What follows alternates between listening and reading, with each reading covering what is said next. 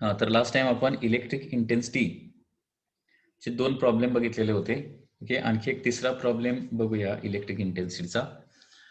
That is solved example in the book, example 10.7. Example number 10.7.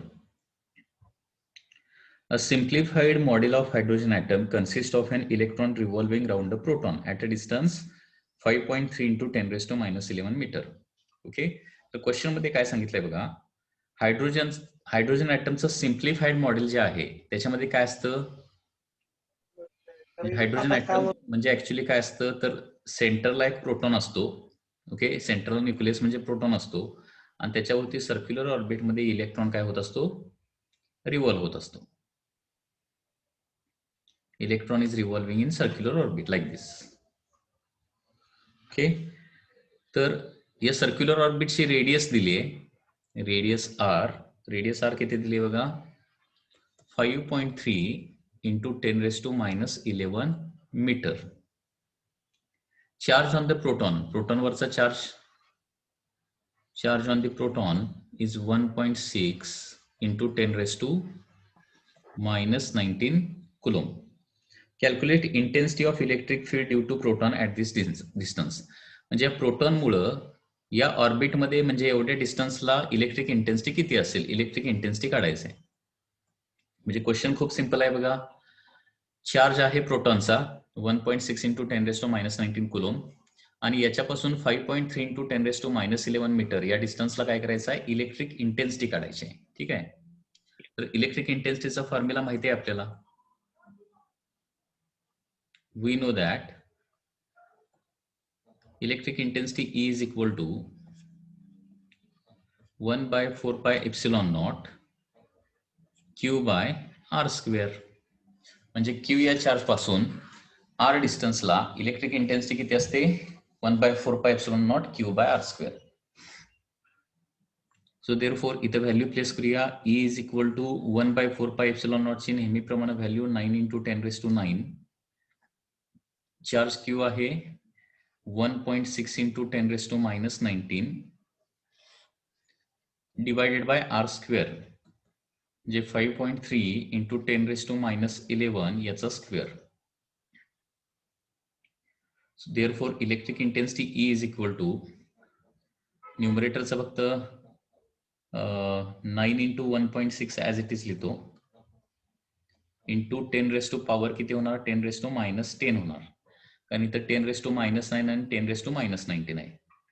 Okay, multiplication असेल तर काय करायचं असतं माहिती आहे ना, 10च्या पॉवरचं मल्टिप्लिकेशन असेल तर त्या पॉवरचं ऍडिशन करायचं असतं, म्हणजे 9 minus 19 म्हणजे minus 10 होणार आणि डिनॉमिनेटरला 5.3 into 5.3 into 10 raised to काय होणार, minus 22 होणार. कारण हे माहिती पाहिजे, रूल्स तुम्हाला लक्षात घ्या. हे रूल्स काय आहेत बघा, 10 raised to a into 10 raised to b म्हणजे काय असतं, 10 raised to a plus b असतं. हा एक रूल आहे. Sorry,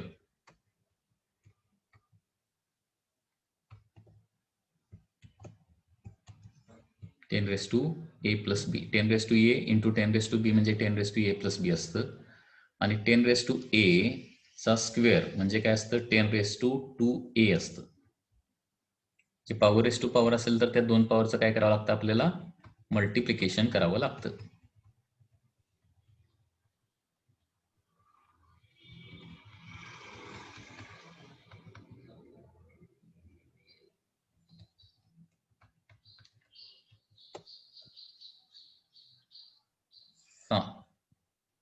so correct answer will be E is equal to, आता हे तुम्हाला कॅल्क्युलेशन करावं लागणार.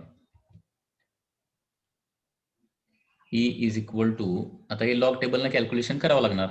लॉग टेबलनं कसं करायचं, 9चा लॉग बघायचा, 1.6चा लॉग बघायचा, त्या दोन लॉगची ऍडिशन, तसंच 5.3चा लॉग, 5.3चा लॉग, या दोन लॉगची ऍडिशन आणि शेवटी फायनली दोन लॉगचं सबट्रॅक्शन करायचं आणि मग अँटी लॉग बघायचा. आणि एवढं करून झाल्यानंतर आन्सर येणार 5.1 into 10 raised to 11 Newton per coulomb किंवा व्होल्ट पर मीटर, दोन्हीपैकी कुठलंही एक युनिट लिहिलं तरी चालेल. ओके, हे बुक मध्ये आन्सर दिलेला आहे म्हणून डायरेक्टली मी आन्सर लिहिलेला आहे. तर अशा प्रकारे electric intensity due to a point charge हा फॉर्म्युला आतापर्यंत तुम्हाला पाठ व्हायला पाहिजे. रेग्युलरली प्रॅक्टिस करत राहा. ठीक आहे.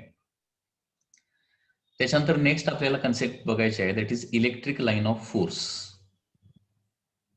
नेक्स्ट कन्सेप्ट काय बघा, जसं आपण last time magnetic lines of force बघितल्या होत्या ना, तसंच आता इलेक्ट्रिक लाईन ऑफ फोर्सचे कन्सेप्ट आहे. Electric lines of force.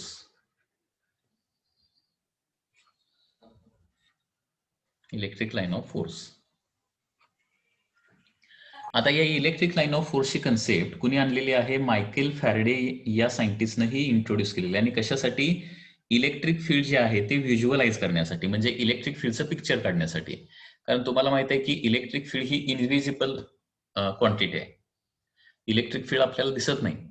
मग समजा त्या इलेक्ट्रिक फील्डचा एक पिक्चर काढायचा आहे आपल्या पेपरवर, तर त्याच्यासाठी काय करावं लागेल आपल्याला, त्याच्यासाठी काय केलेलं आहे फॅरेडेनं, इलेक्ट्रिक लाईन ऑफ फोर्स नावाची कन्सेप्ट आणलेली आहे. लक्षात घ्या. Okay. To draw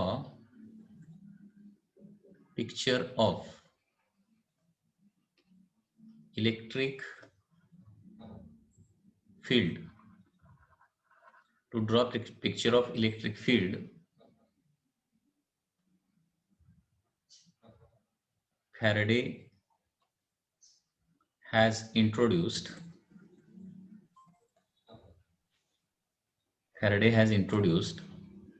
the concept of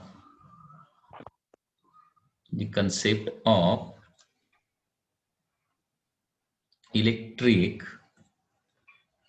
line of force. Okay, Faraday has introduced the concept of electric line of force.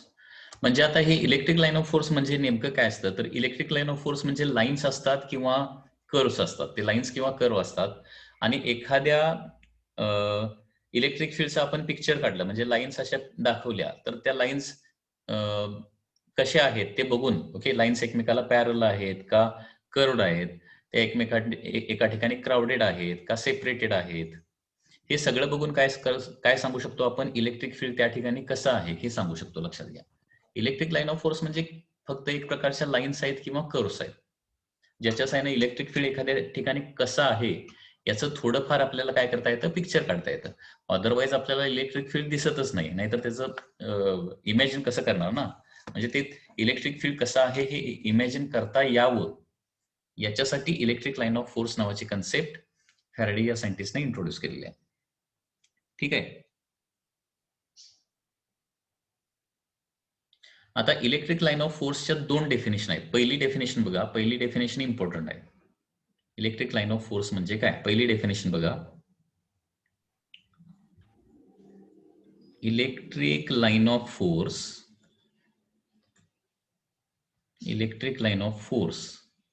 is path traced by unit positive charge.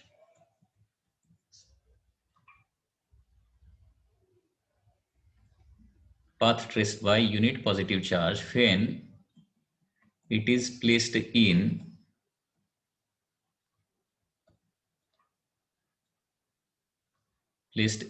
an electric field. बरोबर. म्हणजे electric line of force म्हणजे काय असतं, path traced by unit positive charge when it is placed in electric field. म्हणजे एखाद्या electric field मध्ये positive charge ठेवला तर तो कुठल्या पाथनं जाणार, तो जो पाथ आहे ना त्याला इलेक्ट्रिक लाईन ऑफ फोर्स म्हणायचं. एक्झाम्पल देतो. म्हणजे समजा एक पॉझिटिव्ह चार्ज असेल, हा पॉझिटिव्ह चार्ज आहे सपोज, ठीक आहे. तर याच्याभोवती इलेक्ट्रिक फील्ड असणार आहे. तर याच्याभोवती इलेक्ट्रिक लाईन ऑफ फोर्स कशी असणार, त्याच्यासाठी काय करणार, मी काय करणार लक्षात घ्या, इथे एक युनिट पॉझिटिव्ह चार्ज ठेवणार. युनिट पॉझिटिव्ह चार्ज म्हणजे +1 Coulomb charge. Unit positive charge म्हणजे काय, +1 कुलॉमचा चार्ज. आता हे पॉझिटिव्ह मध्ये रिपल्शन असणार आणि त्याच्यामुळे हा युनिट पॉझिटिव्ह चार्ज जर मुव्हेबल असेल तर असं स्ट्रेट लाईन बाहेर जाणार ना, त्यालाच इलेक्ट्रिक लाईन ऑफ फोर्स म्हणायचं. म्हणजे जिथं ठेवणार तिथून काय होणार आहे, या पद्धतीनं अशी आउटवर्ड लाईन तयार होणार आहे. लक्षात येते मी काय सांगतोय. म्हणजे इलेक्ट्रिक लाईन ऑफ फोर्स म्हणजे तो एक पाथ असणार आहे. कुणी काढलेला पाथ? युनिट पॉझिटिव्ह चार्जनं काढलेला पाथ असणार आहे. कधी? ज्यावेळी तो एखाद्या इलेक्ट्रिक फील्डमध्ये आपण ठेवणार त्यावेळी. कारण इलेक्ट्रिक फील्डमध्ये पॉझिटिव्ह चार्ज ठेवला की त्याच्यावर काहीतरी फोर्स क्रिएट होणार ना, आणि त्या फोर्समुळे तो स्पेसमध्ये एका सर्टन पाथनं मूव्ह होणार. तर तो ज्या पाथनं जाणार त्या पाथला काय म्हणायचं? इलेक्ट्रिक लाईन ऑफ फोर्स असं म्हणायचं. So electric line of force is path traced by unit positive charge when it is placed in an electric field. याची दुसरी डेफिनेशन अशी आहे,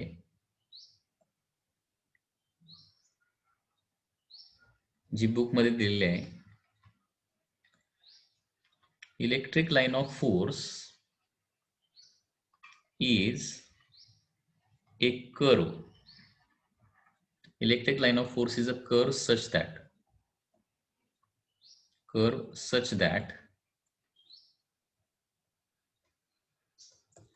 tangent drawn to it. Electric line of force म्हणजे एक curve आहे, अशा प्रकारचा कर्व आहे की ज्याला काढलेली टँजेंट काय दाखवते? इलेक्ट्रिक फील्डची डायरेक्शन दाखवते.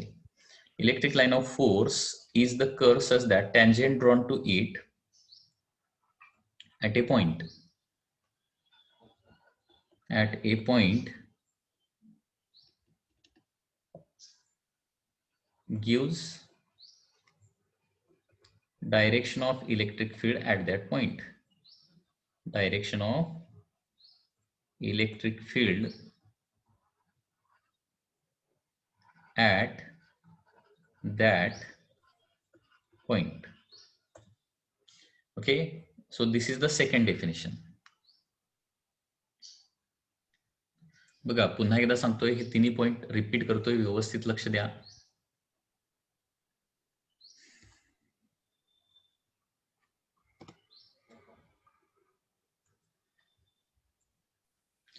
इलेक्ट्रिक लाईन ऑफ फोर्सची कन्सेप्ट जी आहे ती कुणी इंट्रोड्यूस केलेली आहे? फॅरेडेने इंट्रोड्यूस केलेली आहे.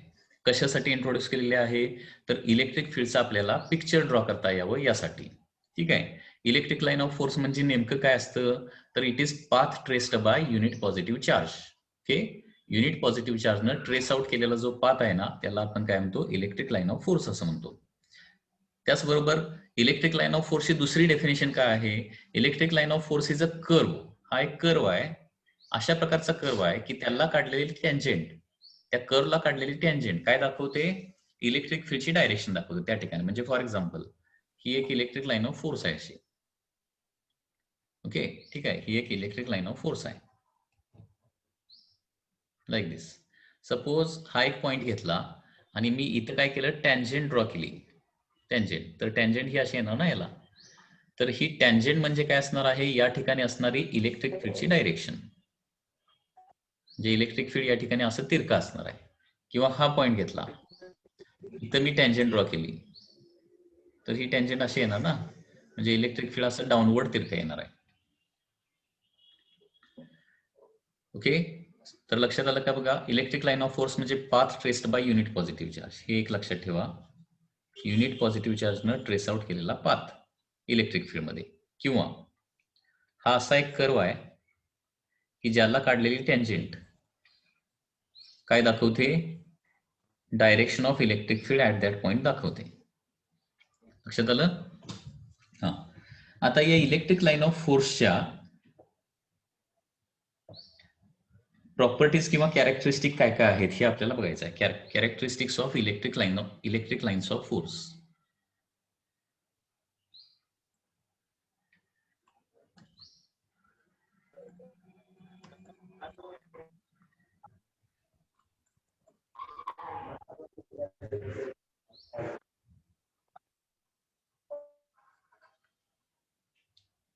Characteristics of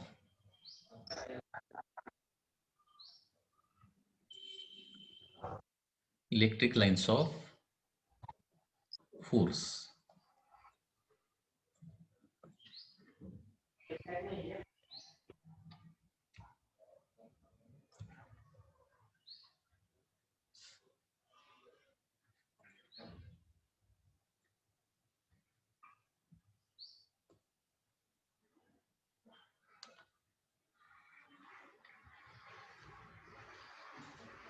तर इलेक्ट्रिक लाईन ऑफ फोर्सचे कॅरेक्टरिस्टिक काय काय आहेत बघा. त्याच्यामध्ये first characteristic, electric line of force starts at positive charge and ends at the negative charge. Okay, आता इलेक्ट्रिक लाईन ऑफ फोर्सला मी इथं काय करतो, शॉर्ट वर्ड वापरतो, दॅट इज ELF, म्हणजे इलेक्ट्रिक लाईन ऑफ फोर्स. कारण प्रत्येक वेळी एवढा मोठा वर्ड आपण लिहू शकणार नाही, परंतु एक्झाम मध्ये तुम्ही असं करू नका मात्र. ELF काय होतात, starts at positive charge and ends at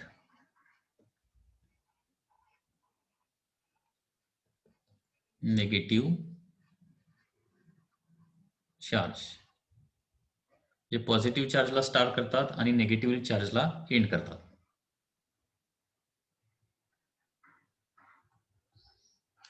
second, they never intersect each other. Electric line of force एकमेकाला कधीही कट करत नाहीत. दे नेव्हर intersect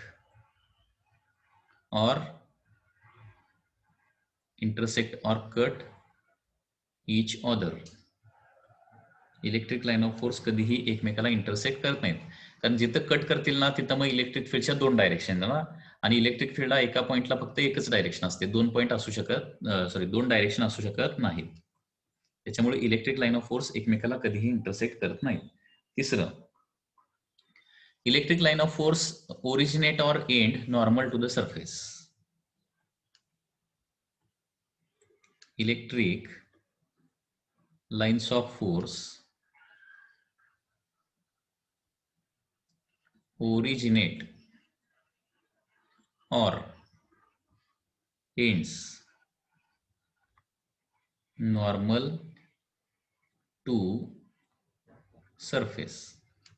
या ज्या इलेक्ट्रिक लाईन ऑफ फोर्स आहेत ना त्या म्हणजे काय होतात, ओरिजिनेट किंवा एंड, म्हणजे सुरुवात जिथून होते ना किंवा जिथं जाऊन त्या संपतात त्या ठिकाणी सरफेसला बरोबर काय असतात, त्या परपेंडिक्युलर असतात.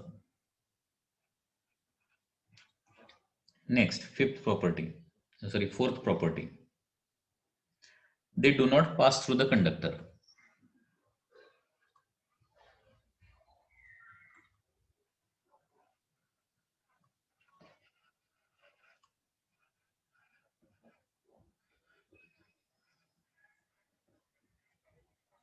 They don't pass through conductor, म्हणजे कंडक्टर मधून या electric line of force pass होत नाहीत.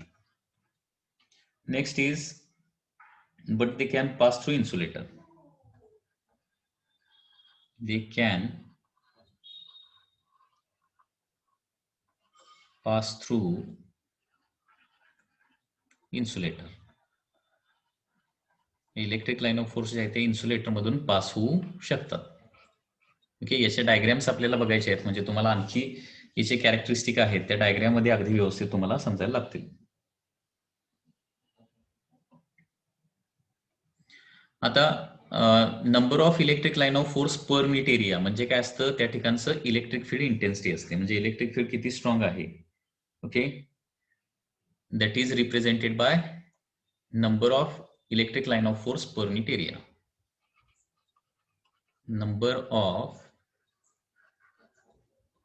number of electric lines of force per unit area. Number of electric lines of force per unit area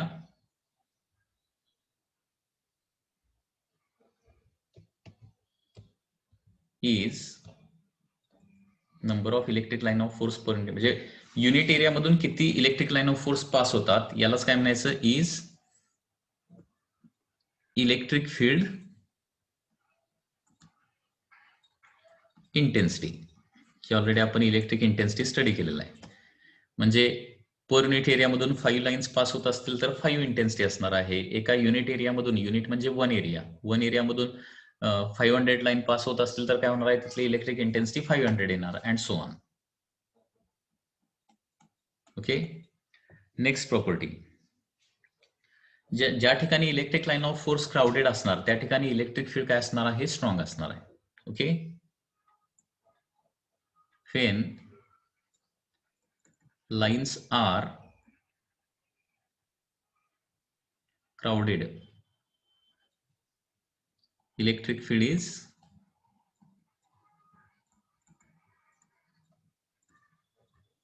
stronger. ज्या ठिकाणी electric line of force crowded असणार ना त्या ठिकाणी इलेक्ट्रिक फील्ड काय असतं, स्ट्रॉंगर असतं. नेक्स्ट, म्हणजे याचाच दुसरा मिनिंग काय होतो, जर इलेक्ट्रिक लाईन ऑफ फोर्स एकमेकापासून जर सेपरेटेड असतील, एकमेकापासून दूर असतील, तर तिथे इलेक्ट्रिक फील्ड काय असणार आहे, वीक असणार आहे. when lines are separated away from each other, electric field is, okay, electric field is काय असणार आहे, वीक असणार आहे. Electric field is weak.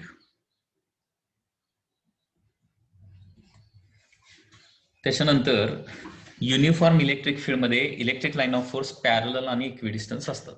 Okay. In uniform electric field lines are, in uniform electric field lines are कशा असणार आहे, equidistance and parallel. Lines are equidistance and parallel. तर तुम्ही जरा वाचून काढा या प्रॉपर्टीज. हे बघा, आता इथे एक क्वेश्चन आहे, sir why they not pass through conductor. आता electric line of force conductor मधून अजिबात पास करत नाहीत, कारण का, जिथे इलेक्ट्रिक फील्ड असेल तिथंच आपण लाईन्स काढणार ना. आणि लक्षात घ्या, चार्जड कंडक्टरच्या आतमध्ये किंवा कुठल्याही कंडक्टरच्या आतमध्ये इलेक्ट्रिक फील्ड नसतंच. ओके. कंडक्टरच्या आतमध्ये, कारण कुठल्याही कंडक्टरला चार्ज जर दिला तर तो चार्ज सरफेसवर स्टोअर होतो, ही चार्जची प्रॉपर्टी आहे. आणि त्याच्यामुळे कुठल्याही कंडक्टरच्या आतमध्ये इलेक्ट्रिक फील्ड नसतं. जिथे इलेक्ट्रिक फील्ड असेल तिथेच आपण लाईन काढणार ना. जिथे इलेक्ट्रिक फील्ड नाही, जिथे इलेक्ट्रिक फील्ड नाहीये तिथे लाईन्स काढायचा काही संबंधच येत नाही. सो देअरफॉर कंडक्टरच्या आतमध्ये इलेक्ट्रिक फील्ड नसतं आणि त्याच्यामुळे इलेक्ट्रिक लाईन ऑफ फोर्स देखील नसतात. समजलं? हा, याचे काही डायग्राम्स आता बघूया.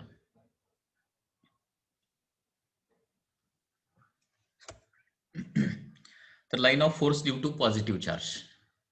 Okay. So due to positive charge lines कशा असणार बघा. सपोज हा एक पॉझिटिव्ह चार्ज आहे. ओके.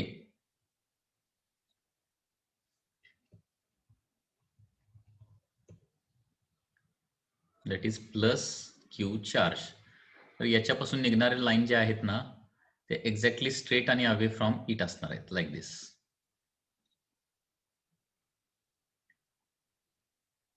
आणि सरफेसला एक्झॅक्टली परपेंडिक्युलर.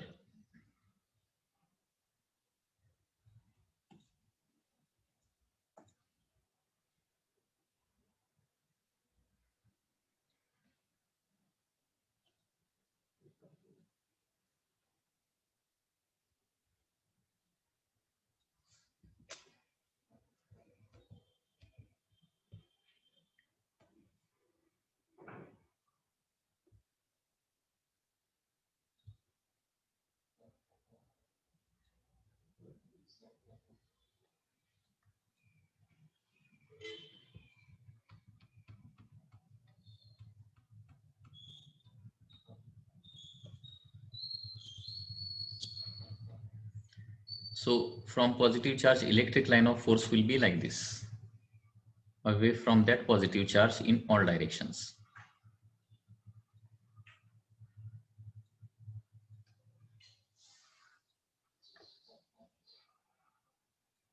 कारण या पॉझिटिव्ह चार्ज जवळ आपण दुसरा एक युनिट पॉझिटिव्ह चार्ज ठेवला तर तो त्याच्यापासून कंटिन्युअसली दूर जाणार ना. So this is the electric line of force due to positive charge. त्याच्यानंतर निगेटिव्ह चार्जमुळे कशा असणार बघा,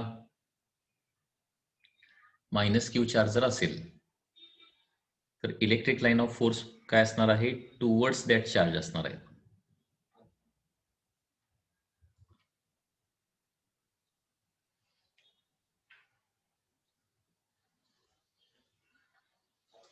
These are the electric line of force due to the negative charge.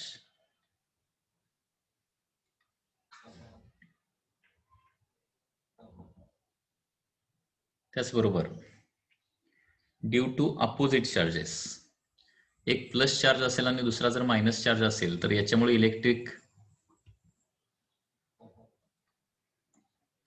Line of force कशा येणार बघा.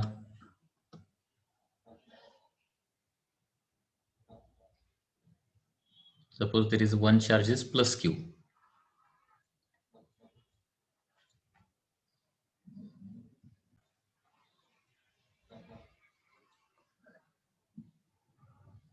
And another charge is suppose minus q.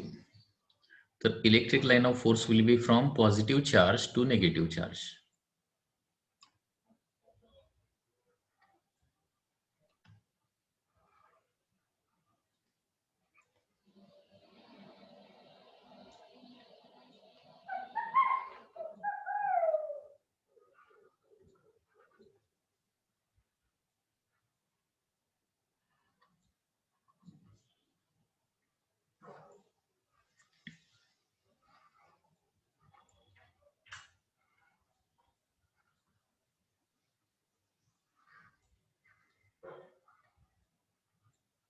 So in this way electric lines of force will be there. एक positive charge एक negative charge असेल तर अशा पद्धतीनं electric line of force येणार आहे. त्याच्यामुळे त्याचबरोबर दोन्ही पॉझिटिव्ह चार्जेस असतील तर कसं येणार,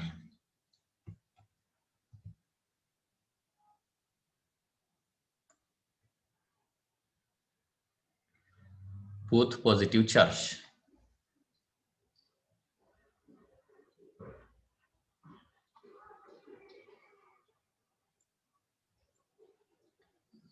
तर electric line of force will be away from positive charge like this.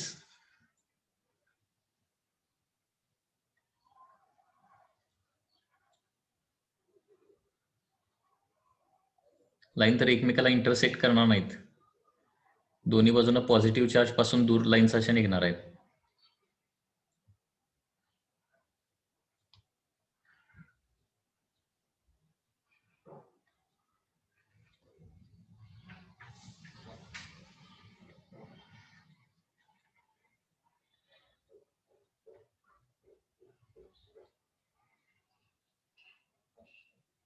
like this. So from two positive charges electric line of force will be like this. आणि जर युनिफॉर्म इलेक्ट्रिक फील्ड असेल तर line सगळ्या काय असतात, एकमेकाला parallel आणि equidistance असतात. This is in case of uniform electric field. Okay, तर बघा ही फर्स्ट डायग्राम कुठली आहे, electric line of force due to positive charge. Due to positive charge electric lines of force will be like this. त्याच्यानंतर second diagram electric line of force due to काय असणार आहे, negative charge. त्याच्यानंतर हे electric line of force due to, याला म्हणायचं electric dipole. Electric dipole म्हणजे एक पॉझिटिव्ह चार्ज असेल एक निगेटिव्ह चार्ज असेल ना, तर त्याला इलेक्ट्रिक डायपोल असं म्हणायचं. आणि इलेक्ट्रिक लाईन्स ऑफ फोर्स हे काय येणार आहे, due to two positive charges. आणि शेवटची डायग्राम कुठली आहे, electric line of force in parallel in uniform electric field.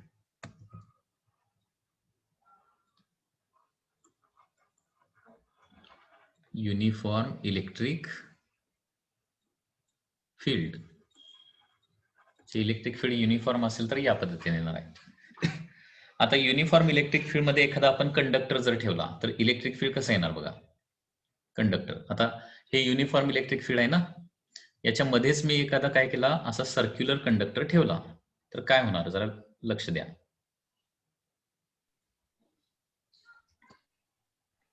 So here there is a conductor. तर याच्या लाईन्स कशा येणार बघा.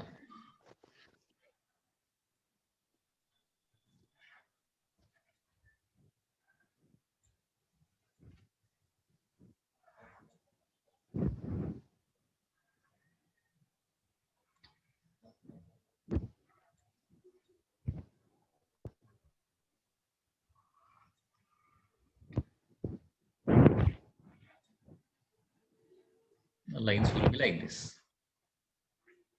ओके, कारण इलेक्ट्रिक फील्ड मध्ये कंडक्टर ठेवला की त्याच्या एका साईडला काय होणार आहे, निगेटिव्ह चार्ज डेव्हलप होणार आणि निगेटिव्ह चार्ज डेव्हलप झाल्यामुळे electric lines will B terminate at negative charge आणि दुसऱ्या साईडला पॉझिटिव्ह चार्ज तयार होणार. याला इंडक्शन म्हणतो ना आपण. आणि स्टार्ट किंवा एंड होताना कशा एंड झालेत बघा, सरफेसला एक्झॅक्टली परपेंडिक्युलर एंड झालेले आहेत किंवा स्टार्ट होताना देखील निघताना देखील सरफेसला परपेंडिक्युलर निघालेले आहेत.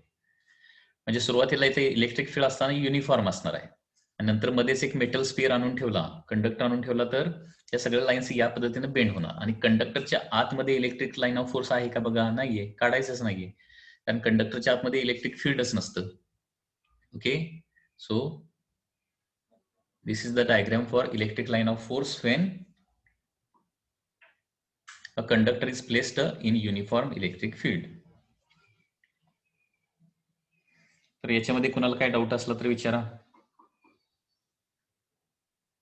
आता आणखी एक महत्वाची गोष्ट काय सांगितली, ज्या ठिकाणी लाईन्स क्राउडेड असतात ना तिथे इलेक्ट्रिक फील्ड स्ट्रॉंग असतं आणि ज्या ठिकाणी लाईन्स वीक असतात त्या ठिकाणी इलेक्ट्रिक फील्ड कमी असतं. आता फॉर एक्झाम्पल बघा, या रिजन मध्ये इथं हा जो रिजन आहे ना, हा रिजन इथं इलेक्ट्रिक लाईन्स थोड्याशा क्राउडेड आहेत त्याच्यामुळे इथे इलेक्ट्रिक फील्ड स्ट्रॉंग असणार. आणि हा रिजन बघा, इथे इलेक्ट्रिक लाईन ऑफ फोर्सच नाहीयेत. जिथे इलेक्ट्रिक लाईन ऑफ फोर्स नसतात ना अजिबातच, त्या रिजन मध्ये इलेक्ट्रिक फील्ड नसतंच. ओके, म्हणजे जिथं क्राउडेड असणार आहे तिथं जास्त इलेक्ट्रिक फील्ड असणार आणि जिथं लाईन्स रेअर असणार आहे तिथे इलेक्ट्रिक फील्ड काय असणार आहे, वीक असणार आहे. लक्षात येतंय मी काय सांगतोय?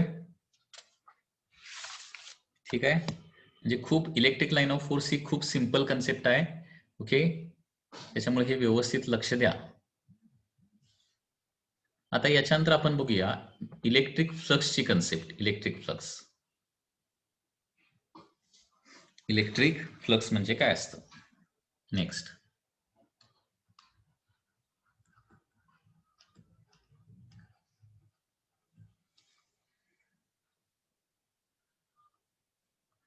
which is denoted by phi. Electric flux is denoted by phi. आता हे इलेक्ट्रिक फ्लक्स म्हणजे नेमकं काय असतं, तर number of electric line of force passing through a given surface. Electric flux कधी क्रिएट होतं, कुणावर क्रिएट होतं, एखादा सरफेस आपण इलेक्ट्रिक फील्ड मध्ये ठेवला ना की त्याच्यावर इलेक्ट्रिक फ्लक्स तयार होतं. आणि हे इलेक्ट्रिक फ्लक्स म्हणजे काय असतं, number of electric line of force passing through that given area. हे बघा, electric flux, electric flux over an area is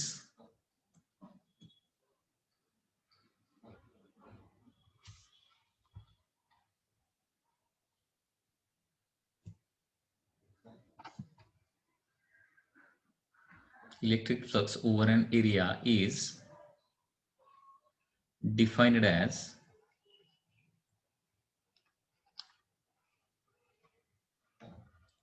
number of काय, electric lines of force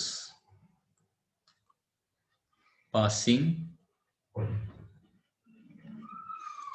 electric flux over an area is defined as number of electric lines of force passing through that area.